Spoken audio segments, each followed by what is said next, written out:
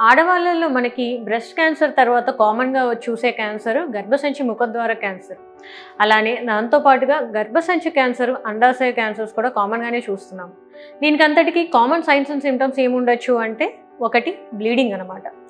చాలా మంది నెలసర్లు అయిపోయాక మళ్ళీ బట్టలాగా రావడం కానివ్వండి, లేదు అంటే నెలసర్ల మధ్యలో ఏదన్నా ఎర్ర బట్టలాగా కానీ, కంటిన్యూయస్‌గా తెల్ల బట్ట చెడు వాసనలాగా రావడం కానీ, ఇవి కామన్ సింప్టమ్స్. ఇంకోటి ఏంటంటే పొత్తి కడుపు నొప్పి. ఏదర్ కంటిన్యూయస్‌గా ఉండడం కానీ, లేదంటే ఎక్కువగా హెవీ బ్లీడింగ్ అయినప్పుడు పొత్తి కడుపు నొప్పి రావడం కానీ, ఇది కూడా కామన్ సింప్టమే. ఇంకోటి పొట్ట ఉబ్బరం. అండాశయ క్యాన్సర్స్ చాలా సైలెంట్‌గా ఉంటాయన్నమాట. అంటే చాలా మటుకు ఏదో జస్ట్ పొట్ట ఉబ్బరంలాగా, లేదంటే ఆకలి తగ్గడము, ఇలాంటి సింప్టమ్స్‌తో వస్తారు.